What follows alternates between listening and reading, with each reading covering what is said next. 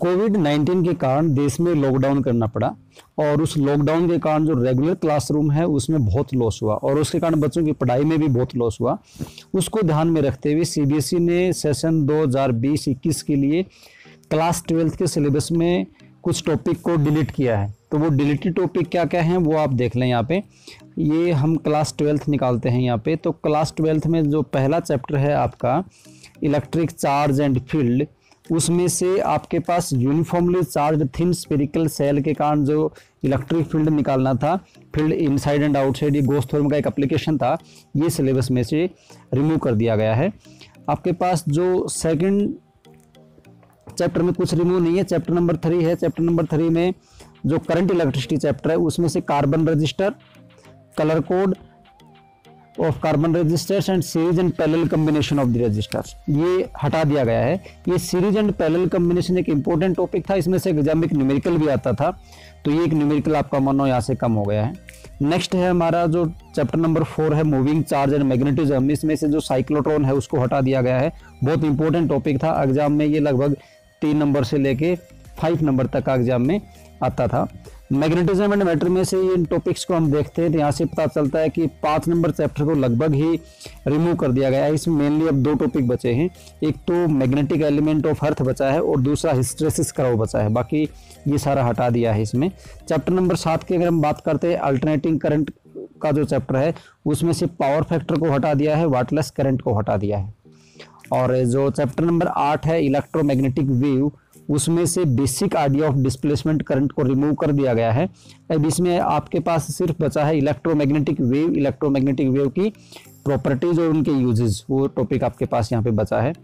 अगर हम ray optics and optical instrument chapter number 9 की बात करते हैं तो यहाँ से हम देखते हैं कि reflection of light, spherical mirror और मिरर फॉर्मूला और इससे रिलेटेड न्यूमेरिकल्स वगैरह सब कुछ हटा दिया गया है।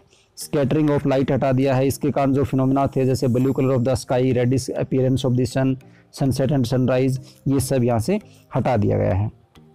Resolving power of the microscope, astronomical telescope, polarisation, plane polarised light, Brewster law, uses of plane polarised light and polaroids, ये टॉपिक भी हटा दिए हैं। ये जो आपके पास टॉपिक था माइक्रोस्कोप का और टेलीस्कोप का, बहुत इंपॉर्टेंट टॉपिक था, एग्जाम में 5 नंबर का क्वेश्चन इसमें से पूछा जाता था। पोलराइजेशन में से भी एक 3 नंबर का क्वेश्चन पूछा जाता था। पूरा पोलराइजेशन का टॉपिक रिमूव कर दिया है, माइक्रोस्कोप को रिमूव कर दिया है, टेलीस्कोप को भी यहाँ से रिमूव कर दिया गया है।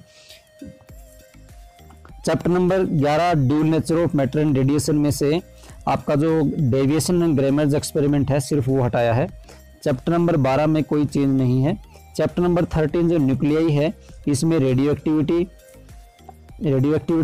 Alpha and beta decay, gamma particle ray and their properties, radioactive decay law एक इंपॉर्टेंट टॉपिक था। ये हाफ लाइफ भी एक इंपॉर्टेंट टॉपिक था, इस हाफ लाइफ में से तो एग्जाम में न्यूमेरिकल भी पूछा जाता था, ये हटा दिया है, मतलब बहुत आसान हुआ है यहाँ से। बाइंडिंग एनर्जी कर्व हटा दिया है और binding energy per nucleon and the variation with the mass number, ये भी हटा दिया है। मतलब ये चैप्टर भी काफ़ी हद तक आसान हो गया, न्यूमेरिकल पार्ट था इसका वो कम करने की कोशिश की गई है। चैप्टर नंबर 14 है semiconductor, electronics, material, device and simple circuits में से जनरल डायोड को हटा दिया है। बहुत इंपॉर्टेंट टॉपिक था जनरल डायोड का, इसमें लगभग क्वेश्चन जनरल डायोड का ही आता था, तो पूरा जनरल डायोड का टॉपिक है वो यहाँ से रिमूव कर दिया है।